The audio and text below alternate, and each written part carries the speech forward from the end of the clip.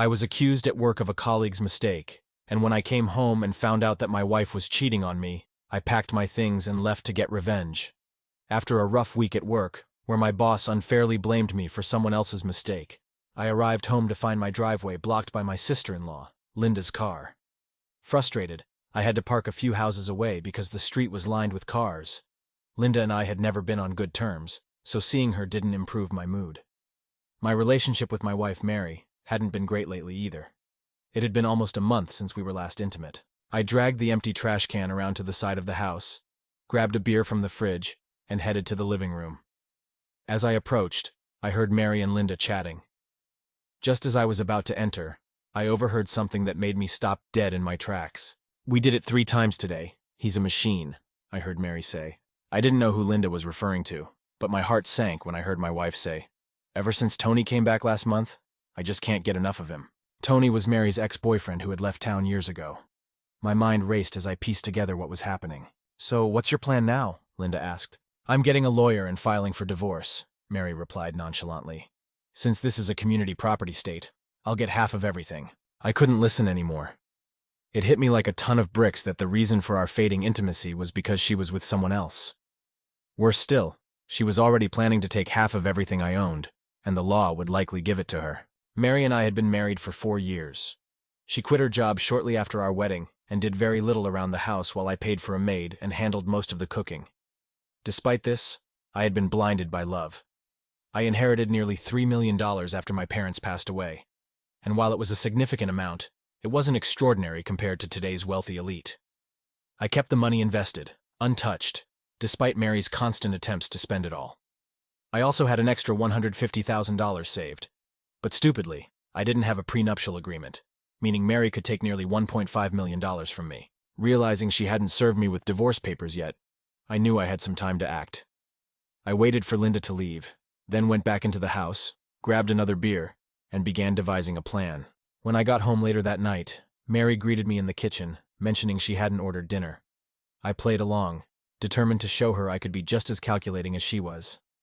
She went to take a bath while I heated up leftovers, drank a few beers, and settled into watching a movie, all the while planning my next move. Over the weekend, I kept myself busy with yard work and golf, knowing I couldn't act until Monday. That day, I called my broker to liquidate all my investments, including my 401k, despite the penalties. By Thursday, I was ready to leave. I told Mary I had to fly out on urgent business for a week. I packed only 2 suitcases, planning to take nothing more. Everything important to me had already been stored away since it didn't match her taste in decor. We were renting, so there was no money tied up in the house, and I had already sold my condo. We had been searching for the perfect house, but nothing ever met her standards. Early Friday morning, I left home for good, giving my wife a final kiss on the cheek. I packed my suitcases into my BMW and drove off without looking back. My first stop was to see my trusted friend Mike, where I swapped my BMW for his older 4-wheel drive. I shared my plans with him, and he agreed to keep my car hidden for the next few days. I paid for everything in cash, having canceled all our credit cards to avoid leaving a paper trail. Most of my money was safely in an offshore account, with a system in place to transfer funds as needed. I also kept enough cash in the SUV to last for a while. The nights alone in motels were tough. I had been too busy executing my plan to dwell on my personal situation, but now that everything was in motion, I had time to think. I had genuinely loved Mary, but now I realized she likely didn't love me back, seeing me only as a financial provider. On the 5th day, while sitting in a small-town diner in Colorado, I overheard an older couple discussing their financial struggles. The man, in his late 50s with mostly gray hair, and his striking red-haired wife, were talking about how they couldn't afford to hire help until their calves were ready for market, and even then, the wages they could offer were too low to attract workers. After finishing my meal, I approached the couple's table and offered to help, explaining that I only needed a place to stay in exchange for work. The old man asked me to step outside for a private conversation. He was fit and rugged, clearly accustomed to hard work. He questioned my motives, concerned that I might be running from the law or involved with a group trying to pressure him into selling his land. I assured him that I wasn't a criminal, just someone trying to protect what was rightfully mine after my unfaithful wife attempted to take everything I had. I needed a place to stay and was willing to work in exchange, covering my own expenses and leaving if I wasn't useful. After considering my story, he warned me about the potential trouble from those trying to buy his land, but agreed to give me a chance. He asked about my ranch experience, and I admitted to having some, though I wasn't a seasoned cowboy. We shook hands, and Jim introduced himself. Back inside the diner, I met his wife Maggie, who welcomed me warmly. She had a slight Irish accent, and both she and Jim were fit and attractive. Jim suggested I follow him to the ranch and stop at a general store to buy suitable clothes for ranch work. I appreciated his foresight and picked up enough gear to last the week. The drive to the Rocking J Ranch was about 25 miles. The property was well maintained, with a 2-story house, a barn, and several outbuildings. After helping unload groceries, Jim directed me to a small cabin where I could stay. The cabin was basic but clean, with a bed, table, wood stove, and bathroom. It wasn't luxurious, but it was a safe place to stay, away from Mary's reach. When I stepped outside, Jim invited me into his pickup truck for a tour of the ranch. He owned nearly 4,500 acres, with 3,500 ideal for grazing, and a few hundred acres dedicated to growing winter feed. The back part of the ranch was hilly, wooded, and accessible only by horseback, with mountains visible in the distance. Jim used to have 3 full-time workers, but now only Sam remained, who had worked on the ranch for nearly 25 years. During roundup seasons, Jim hired additional help. He dropped me off at the cabin at 5 o'clock and mentioned that I could connect to the internet wirelessly. I unpacked quickly, set up my computer, and checked my email. Mike had informed me that Mary had reported me missing to the police, who were investigating. Mike was the only person who knew I had left, and even he didn't know my destination at the time. I had sent my resignation to my old job without informing them in person. Just before 6 o'clock, I headed to the main house, where Jim welcomed me in. Maggie was setting the table, and Jim introduced me to Sam, a strong man around Jim's age. We sat down for a hearty dinner of pork chops, mashed potatoes, green beans, and homemade biscuits. During the meal, Jim shared that the ranch had been in his family for generations and spoke fondly of his daughter, Tina, who was finishing her doctorate and would soon return home. After dinner, I offered to help with the dishes, but Maggie declined. Jim reminded me that breakfast was at 5:30 and work started at 6 o'clock. Before leaving, I borrowed the front page of the local newspaper and later had Sam take a photo of me holding it. I emailed the photo to Mike, asking him to forward it to the police, explaining I had left on my own, hoping to avoid being listed as missing. That night, I slept soundly. The next morning I woke early, joined Sam for breakfast, and was assigned to replace fence posts in the hills. Sam guided me to the barn, where I saddled a brown mare, and we loaded supplies onto 2 mules. Jim handed me a rifle for emergencies, and we set off along the creek into the hills. As we rode, Sam and I got to know each other better. Sam talked about his own past, revealing that he had married right after high school and found his ex-wife with another man. In a fit of anger, he had nearly beaten the man to death and served 5 years in prison. Upon his release, Jim was the only one who would offer him a job. The mountains were stunning in the morning light, with snow on the peaks. After a half-hour ride, Sam showed me how to replace fence posts and left me to work alone. I found peace in the surroundings and enjoyed a quiet lunch, watching wildlife. At 4 o'clock, I finished most of the posts and discovered a tranquil pool with a waterfall on my way back. Back at the barn, Sam was impressed by my progress. After a steak dinner, I went to bed exhausted. The next morning, sore from the previous day's work, Jim suggested I join Sam for the rounds instead. Sam's deep knowledge of the land was impressive. We spotted 2 calves separated from their mothers and decided to return with horses. Jim had already saddled them, and we guided the calves back to their mothers. That night, we had another hearty dinner. Feeling more energized, I engaged in conversation and learned more about Maggie. Her parents had moved to the U.S. from Ireland when she was 5. Her father had always been fascinated by Old West stories and had come to Colorado, which explained her slight Irish accent even though she grew up in America. Her speech still carried a hint of her parents' influence. The next morning, feeling better, I returned to replacing fence posts. Sam helped me load the mules, but I worked on my own, following the stream to my work area. With the experience gained, the work was less tiring, and I finished just before 4 o'clock, leaving time to clean a few stalls before dinner. Over the next 2 months, I alternated between repairing buildings with Sam, setting up more fence posts, and checking on the cattle while riding the range. I was in the best shape of my life. We had a routine where Sam took Saturdays off, Jim took Sundays, and I had Mondays off for laundry and errands.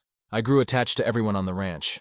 Sam was easygoing and friendly, Jim was honest and hard-working, and Maggie was kind yet had a fiery side. They were a great couple.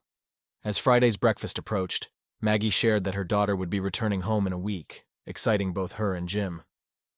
Later that day, I rode through the wooded area to check for cattle and followed the stream downstream.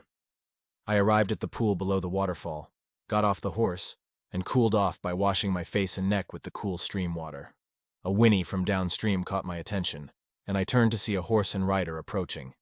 Initially, I thought it was Maggie, but quickly realized this was a younger woman who could only be Tina, with the same striking blue eyes and red hair as her mother.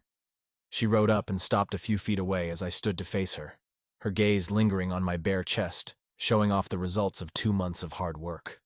"Who are you, and what are you doing here?" she demanded, her tone haughty.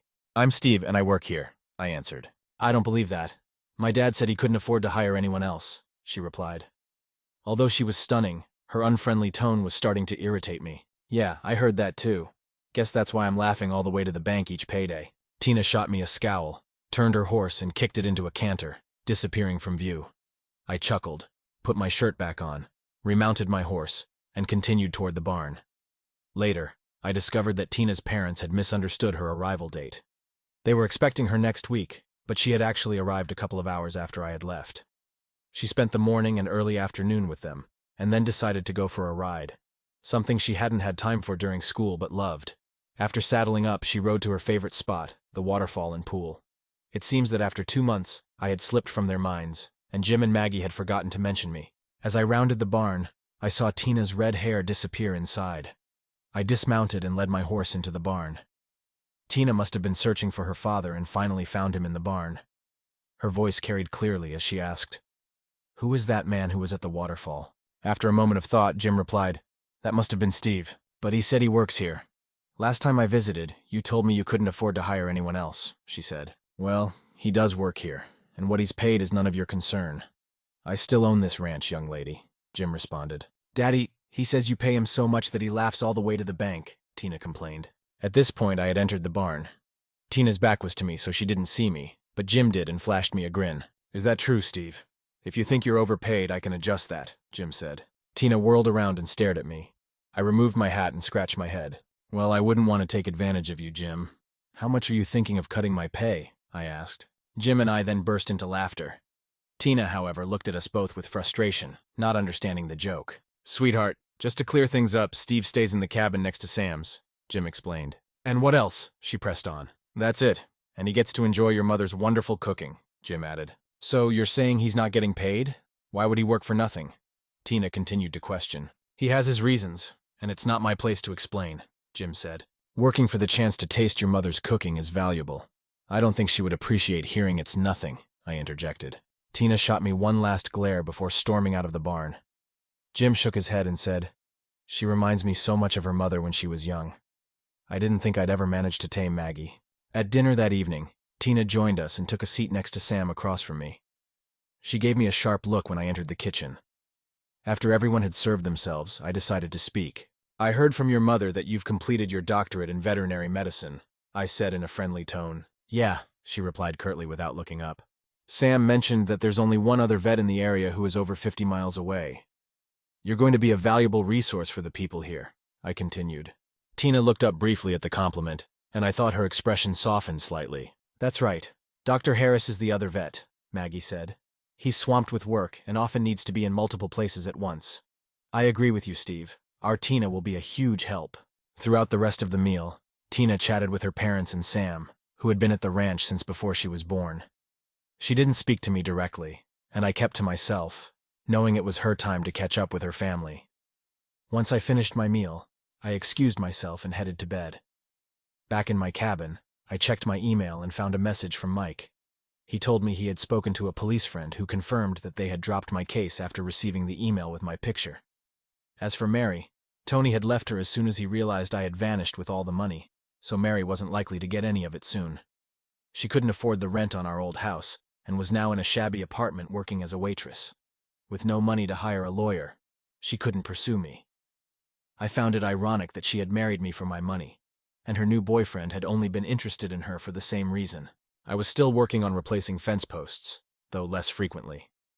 Moving out of the hilly area allowed me to use a truck, making the work easier. The morning after Tina arrived, I packed the truck with posts and drove to my work site. At lunchtime, I realized I had forgotten my lunch. Deciding to skip the meal, I continued working until I heard a vehicle approaching. It was Tina in one of the ranch trucks, bringing me the lunch I had left behind.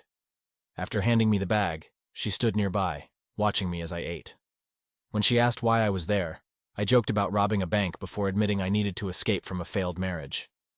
Tina seemed to understand, and left without further comment. I reflected on Jim's earlier words about Tina resembling her mother in her younger days, and wondered if anyone could truly tame her fiery personality. Dinner that evening was similar to the previous night, with Tina chatting mostly with her parents and Sam. Toward the end of the meal, a tall, dark, and handsome man arrived at the door. Tina jumped up with excitement when she saw him, calling his name and giving him a warm hug. They clearly knew each other well and were catching up on their lives. A few minutes later, another knock came, and Jim returned with another attractive man, this one with fair hair. Tina greeted him with the same enthusiasm. Jim's comment about having to fend off every man in the area to win Maggie's affection came to mind. Tina was just as stunning as her mother, at least in terms of looks. I excused myself from the table and went back to my cabin, mentally wishing the new arrivals good luck. I envied them a bit. If Tina was anything like her mother, whoever won her heart would be very fortunate. The following day, I took the pickup truck to check the range. By the end of my rounds, something seemed off. It was still early, so I went back to get Sam, and we did a quick check of the ranch. Although there were many cattle spread out, we agreed that something felt wrong. It seemed like we were missing a few animals. We decided to saddle up the next day to search the hilly areas. We discussed this with Jim at dinner, and he approved our plan. It rained that night, which would complicate tracking. The following morning, we loaded our horses into a trailer, and Jim drove us to one end of the ranch. I rode up, a third of the way into the trees, while Sam continued another third higher. After that, we crossed the ranch, moving over hills and through woods. It took most of the day to reach the other side. We found 5 stray cattle. Jim met us when we emerged from the hills, and we loaded the horses back into the trailer to head home. We concluded that we needed to be more watchful. During dinner that evening, another admirer visited Tina. Her mother quietly remarked that it was the third one that day. It was clear that word had spread about Tina's return, and men were coming out of the woodwork to see her. Over the next 4 days, we kept a close watch on the herd. Everything appeared fine except for the initial missing cattle. Tina's visitors continued to come by. She had been home for a week but had barely spoken to me since the day she brought my lunch. On the 5th day since the cattle had gone missing, I told Jim I wanted to inspect the property line through the hills. We had already checked the fence line along the pastures without finding any signs of the missing cattle. Sam dropped me off on the west side of the ranch, where Jim's property joined the Wilson Ranch. About halfway to the southwest corner, I discovered 3 fresh sets of horse tracks crossing from the Wilson side onto Jim's land. The fence wire was still intact, which was puzzling. Dismounting, I checked the fence posts and found that the staples on 5 of them were loose and barely holding the wire. By removing the staples and lowering the wire, you could cross over, then replace the wire and staples to make it look normal. I got back on my horse and followed the tracks. Near the stream, I spotted 3 horses tied to a tree above the waterfall. Staying about 30 yards away, I quickly dismounted, tied my horse to a tree, and grabbed my rifle from its scabbard. Moving quietly through the trees, my eyes scanned the surroundings. Reaching the horses, I noticed boot prints leading downstream. Peering over the edge of the waterfall, I was stunned to see Tina in the pool, completely without clothes. I couldn't take my eyes off her as she swam through the clear water, her bare body fully exposed. A movement in the trees to Tina's right snapped me back to reality. Scanning the area quickly, I noticed 1 man to the right and 2 more approaching the pond on the left. Raising my rifle, I fired a shot that landed between the feet of the man on the right. Another shot hit the ground between the 2 men on the left. Tina let out a terrifying scream that echoed through the forest. Standing up, I made sure everyone could see me. "Get down on your stomachs now, or I'll shoot again!" I shouted. "Tina, stay where you are!" Tina hadn't noticed the 3 men. All she saw was me standing above her with a rifle. "Are you out of your mind, Steve?" she yelled, trying to cover herself with one arm while keeping her other hand over her private parts. One of the men on the left flinched as if he was about to run when I fired again. The bark on the tree next to his face exploded, convincing him to drop to the ground. Tina saw where I had fired and screamed once more. "I said get on your stomachs! 3, 2. Before I could finish counting, the other 2 men dropped down as well. "Now put your faces in the dirt and your hands behind your heads," they complied. Tina, come out of the pool and get dressed, I ordered. But Steve, she started to argue. Just damn well do what I say. Get dressed and get out of here, I snapped at her. Clearly frightened, Tina was visibly shaking, but she obeyed. Emerging from the water, she stepped out like a goddess from the sea. Despite her keeping her back to me, I couldn't take my eyes off her. The sight of her pale skin and perfectly shaped backside was etched into my memory. She put on her jeans and shirt, mounted her horse, and disappeared into the trees with a swift kick. When she was gone, I instructed the men to come up the rise one by one and lie down. Only when all three were in front of me did I let out a sigh of relief. It was time to try a bluff. What should I do with you three now? I paused for dramatic effect. I could just shoot you in the groin and watch you bleed out. The men began begging for their lives, and I could smell the unmistakable odor of fear as at least one of them soiled himself. Even if I don't kill you, Tina's father will when he hears you tried to assault his daughter. The only thing that might save you is if you have something to confess to the sheriff that's more serious. Maybe you could admit to cattle rustling. It might land you in jail, but at least you'd stay alive. The smallest of the three cracked first. Yes, we did it. Wilson said if he could break Jim, he could take his land. Another man told him to be quiet.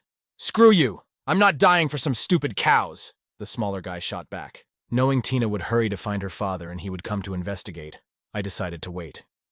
Sure enough, about 45 minutes later, both Jim and Sam appeared. I signaled them, and they quickly rode up to the top of the waterfall. What's happening here? Jim asked, his voice full of concern as he looked down at the three men lying face down. Looks like some of Wilson's men decided to drop by. I tracked them from the fence line to here.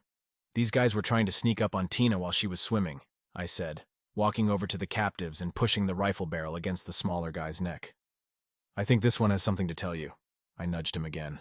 We did it. We took some of your cattle, but Wilson forced us, he sobbed. Jim tipped his hat back and grinned. You know, my grandfather used to just hang horse thieves and cattle rustlers. That seemed like real justice. Too bad we have to be all civilized these days. Sam watched the trespassers while Jim and I discussed our plan. We decided to escort them back down to the ranch. Jim and I followed behind with our rifles as the rustlers walked in front. Sam tied their horses together and brought up the rear.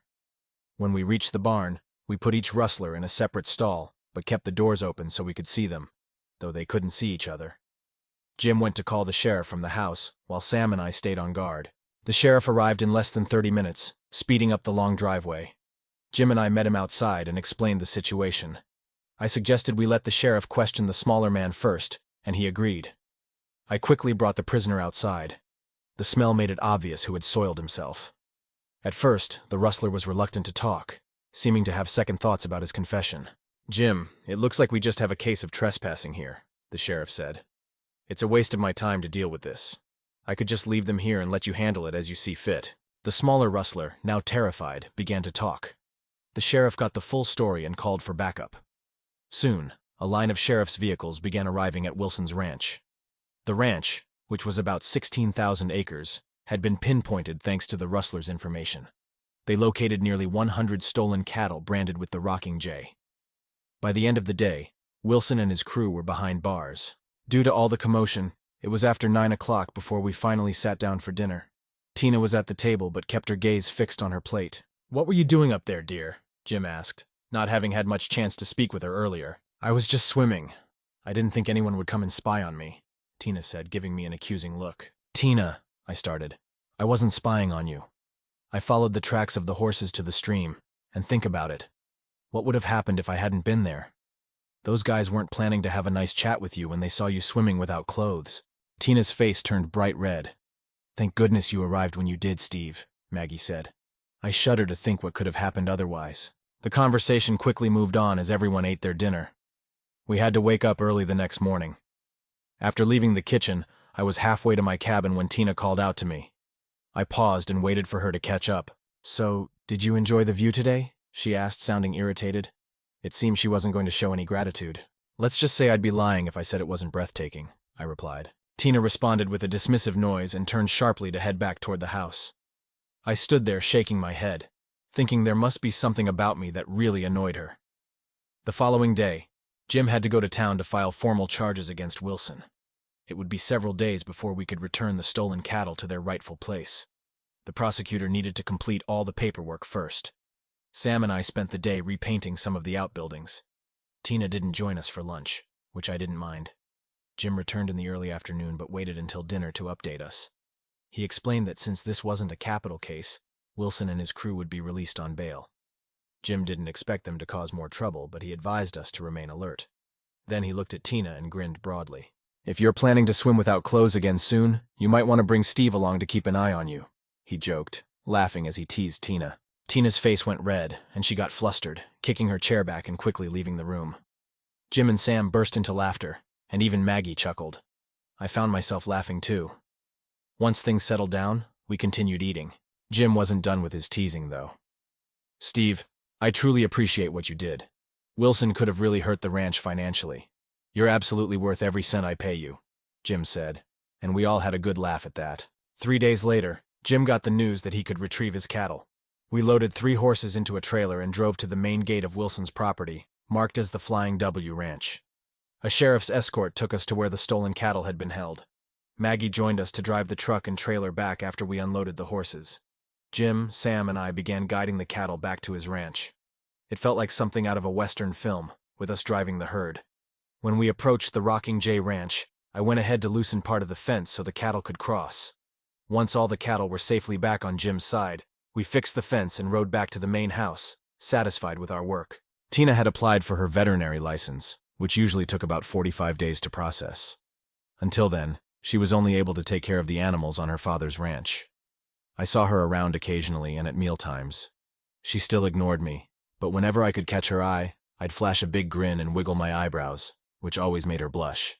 2 weeks after the waterfall incident, we happened to be in the barn at the same time. "Been swimming lately?" I asked, wiggling my eyebrows playfully. Tina walked right up to me and stared daggers. "Why do you have to be such a jerk?" she shot back. I shrugged and grinned. "And why are you such a grouch?" I replied. Her right hand started to move toward my face, but I was faster and grabbed her wrist before she could hit me. She tried to strike me with her left hand, but I caught that wrist as well. Pressing both of her hands behind her back, I held them there, forcing her body against mine. Slowly, I lowered my face until my lips were just an inch away from hers. Tina's eyes were wide as she watched me, but she didn't try to pull away. "If you were my woman, I'd put you over my knee and give you a spanking," I whispered. Tina gasped loudly.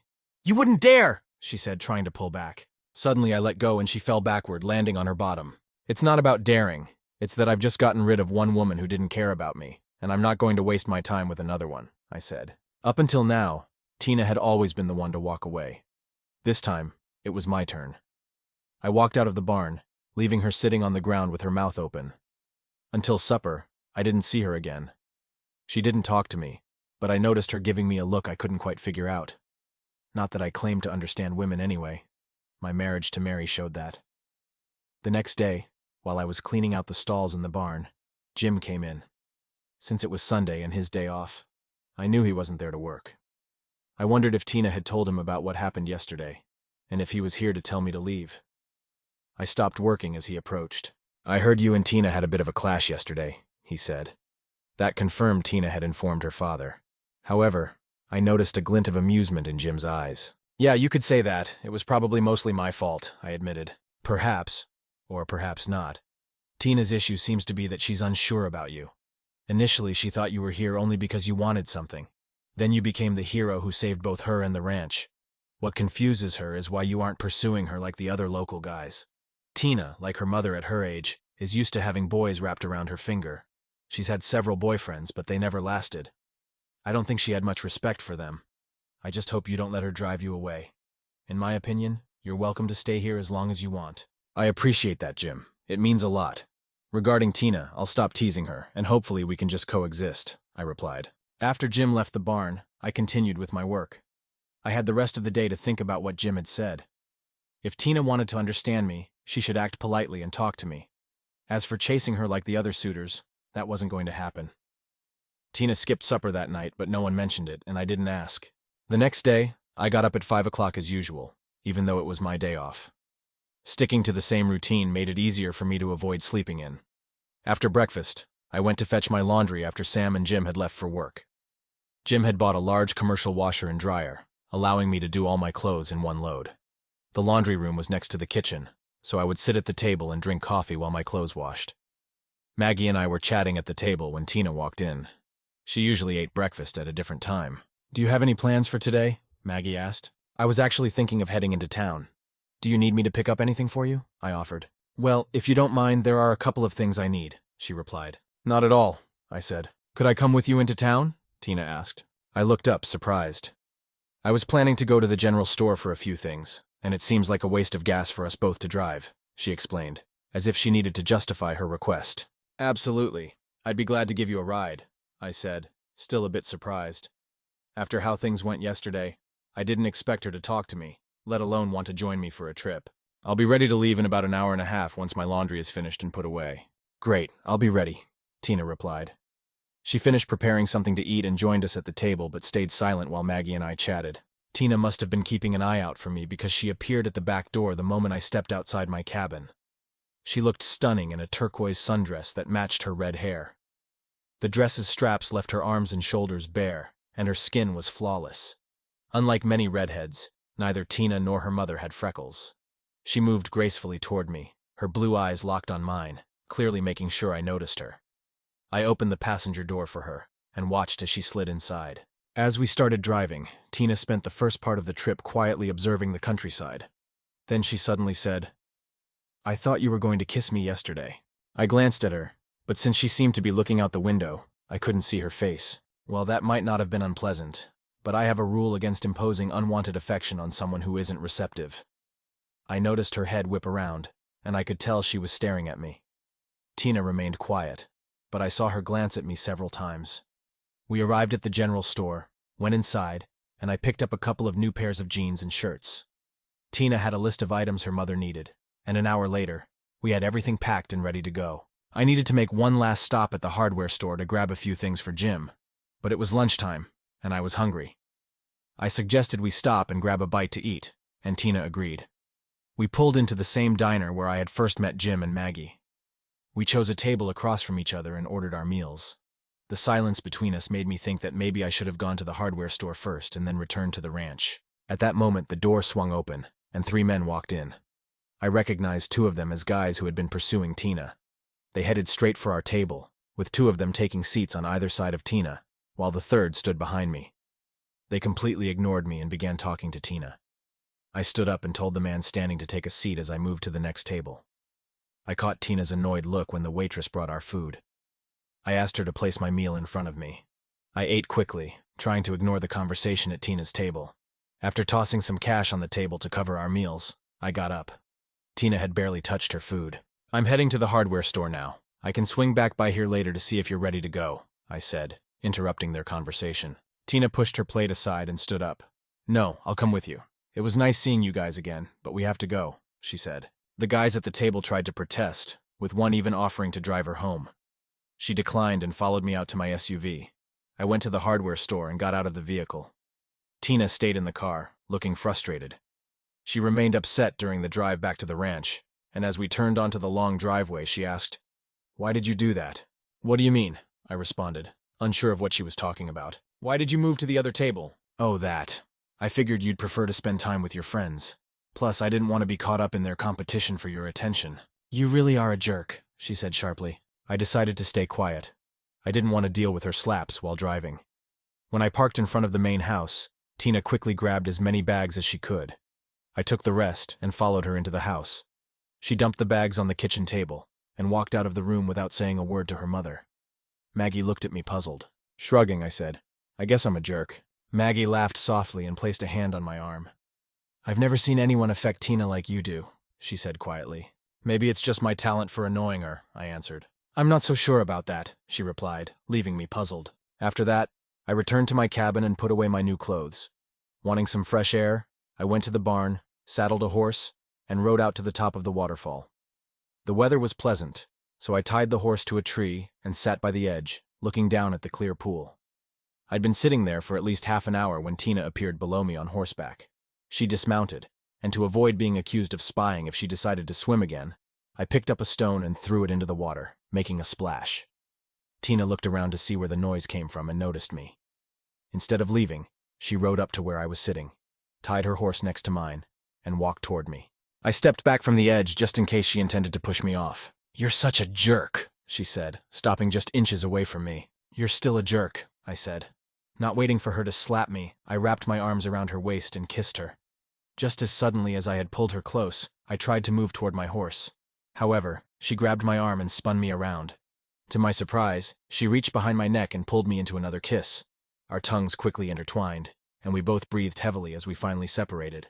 Tina looked at me with dazed eyes. "Jerk," she said. "Jerk," I responded. We found ourselves kissing passionately once more.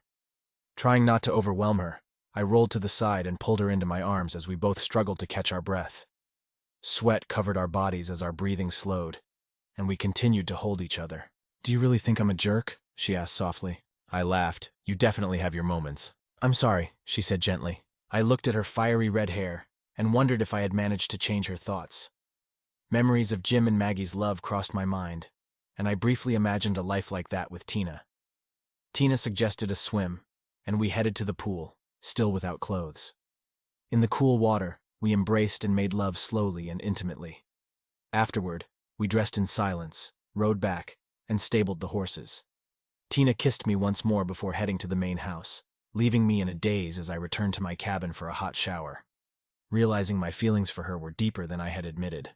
At dinner, Tina, unusually cheerful, sat next to me, surprising her parents but raising no questions. Later, she joined me in my cabin, where we made love again before falling asleep in each other's arms. The next morning, I quietly left the cabin after giving Tina a gentle kiss. At breakfast, Jim and Maggie gave me knowing looks, hinting they might have known where Tina spent the night. I spent the day setting fence posts, reflecting on how much had changed in just 3 months since I left my wife. I realized how much Jim, Maggie, Sam, and especially Tina meant to me, wondering if I had found the kind of love her parents shared. At lunchtime, I forgot my meal again, but Tina showed up with it, running over and kissing me deeply. "Mama said you forgot your lunch," she said with a laugh. "Forgetting lunch was the least of my concerns," I replied, pulling her back for another passionate kiss. Although I didn't manage to set as many fence posts that day, I definitely made up for it with Tina. We took some time to talk, during which I shared details about my past and how my ex-wife had mistreated me.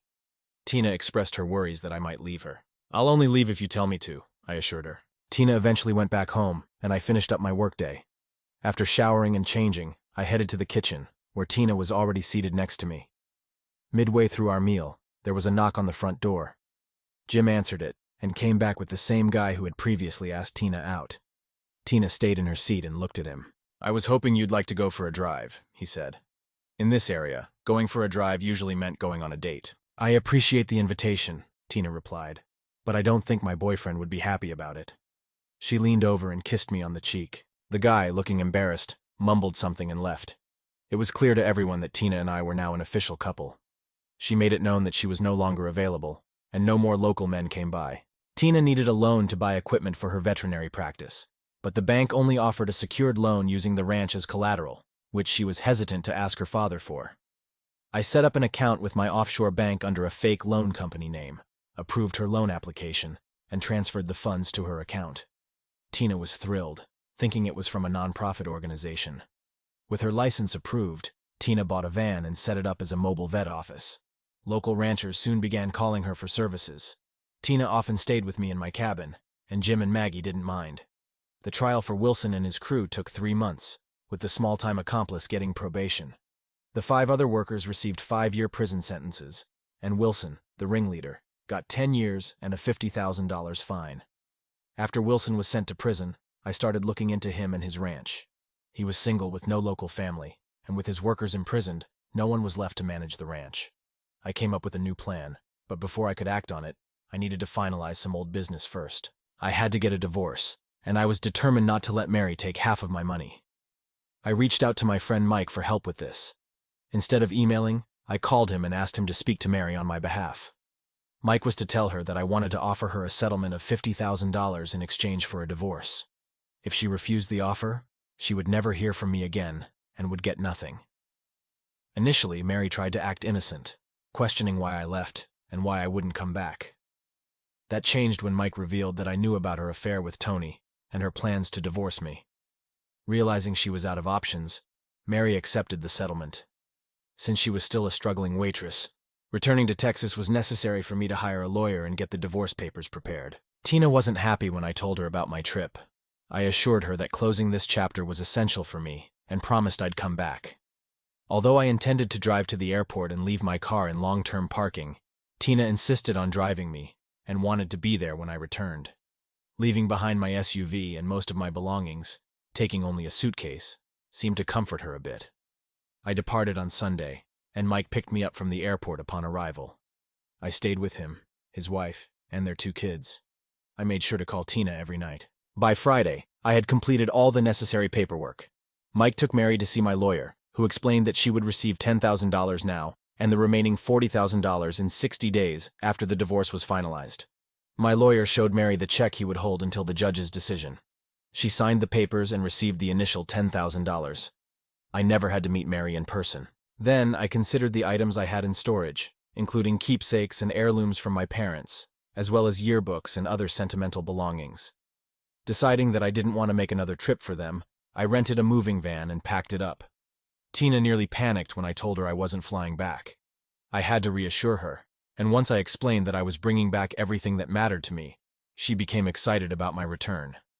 Covering the 1,600 miles took me 3 days of intense driving. By Tuesday evening, I arrived at the Rocking J Ranch. Everyone gave me a warm and enthusiastic welcome. That night, Tina kept up the celebrations until early morning, and we finally fell asleep, both exhausted. With my plan nearly complete, I needed to visit the prison where Wilson was held. My goal was to convince him to sell me his ranch. Initially, he refused, but I persisted in presenting my case. He would be locked up for at least 7 years, even with good behavior, before being eligible for parole. Without anyone to manage his ranch, it would likely fall into disrepair. His cattle might die from neglect during the winter, and after his conviction, he would likely be shunned by the local ranching community. Realizing his situation, Wilson agreed to my offer. At least this way, he would have something to start with when he got out. Finding the necessary financing was the next step. I transferred my money back into the country, confident that Mary wouldn't risk her $50,000 by acting recklessly. I negotiated a purchase price of $4 million with Wilson, which was below its actual value, making it easier to secure financing. I made a $500,000 down payment and financed the remaining amount, taking a month to finalize everything. Keeping my activities a secret was challenging, but I told Tina and Jim that I had personal matters related to my assets to handle. These tasks only took a day or 2 each week. I set up a corporation and registered the land under the business name. With summer ending and fall approaching, I hired someone to harvest the hay on the property and brought in 4 workers to live on the ranch and manage it temporarily. The most skilled worker was appointed as the temporary foreman. I informed him that for a while I would be an absentee owner, though I'd be nearby. He could always reach me by phone, and I planned to visit the ranch regularly. The last part of my plan was to have the main house renovated. Although it was a 2-story, 5-bedroom home, it needed updating.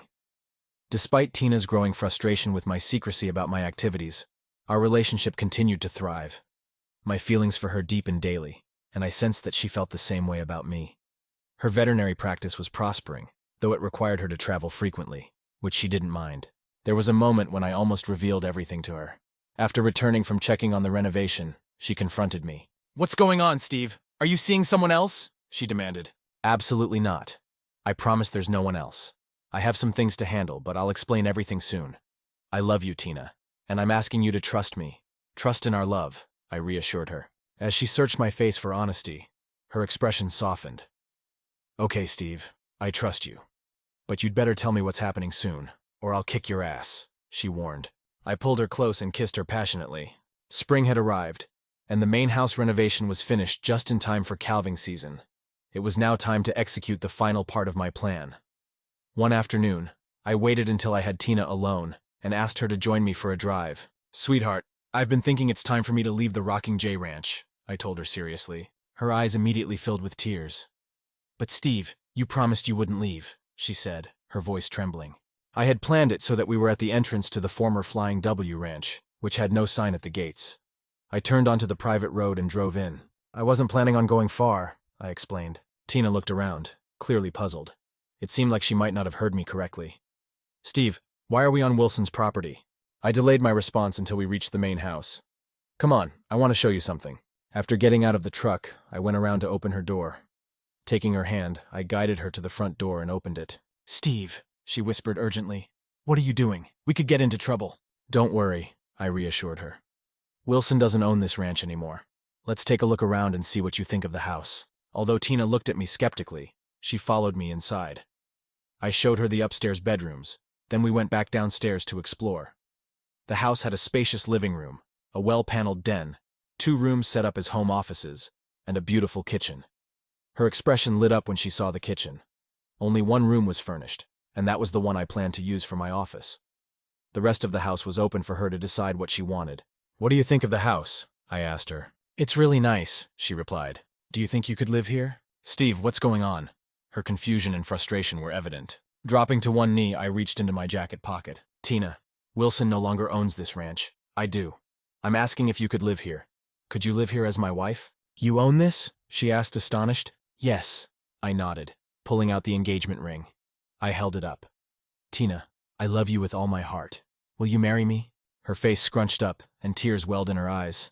At first I feared I'd made a mistake, but then she threw herself at me, covering my face with kisses. "Yes, Steve. Yes, I'll marry you," she exclaimed. Our next kiss was full of passion. Tina then extended her finger so I could place the ring on it. She looked around the house with a new perspective, darting from room to room to take everything in. I waited patiently until she ran back into my arms. "This house is stunning. I absolutely love it," she said with excitement. I guided her across the room to 2 doors leading off a hallway. "Here are 2 offices. One is for your business, and the other is for me." That prompted another passionate kiss from her. I took her into the office with the desk and revealed a large piece of paper. It displayed a drawing of a property gate with Double S Ranch written across it. Tina examined it closely, her expression puzzled. "What does a double S mean?" she inquired. "It stands for Steve and Tina Ranch," I clarified. Understanding dawned on her face. "Oh my God, that's perfect," she exclaimed. As she started pulling at my clothes, I joined her in undressing. Once we were both without clothes, I placed her on the desk, and we made love, christening the office with our affection. In the following days, we enjoyed each other in every room of our new home. After we had dressed and recovered, I told Tina it was time to inform her parents. She was so overjoyed that she almost floated to the truck. We arrived back just after 6 o'clock, and Jim, Maggie, and Sam were already in the kitchen preparing supper. We entered together, and Tina proudly displayed her left hand. "We're getting married," she announced with a squeal. Maggie immediately jumped up to hug her daughter, while Jim and Sam shook my hand and gave me hearty pats on the back. I received a big hug from my future mother-in-law as Tina embraced her father and Sam.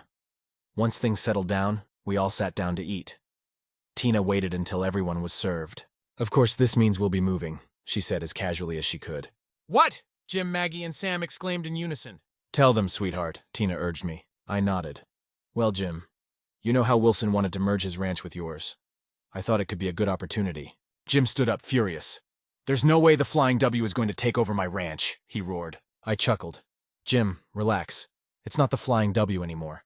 It's now the Double S Ranch, and the new owners are right here at your table." "What are you talking about?" he yelled, looking completely baffled. "I bought Wilson out. The ranch now belongs to Tina and me," I clarified. "Double S, Steve and Tina," Maggie said, quickly grasping the situation. "Jim, I thought if we merged the 2 ranches, you could manage them.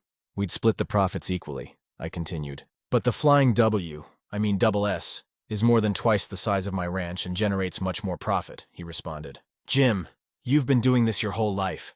I need your expertise. I'd like us to be equal partners, with you overseeing operations.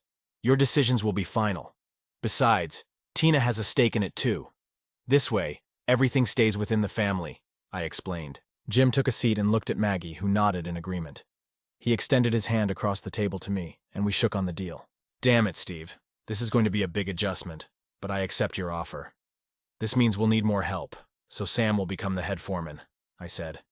Then I groaned. "And I'll have to remove all those fence posts I spent so much time setting up on that side of the property." Everyone laughed at my expense. That night's dinner turned into a lively celebration. Tina stayed over at my cabin, and we had an exhausting but wonderful time. We slept in the next morning, but everyone was still in the kitchen when we arrived. They were eager to head over to the Double S and see Tina's new home.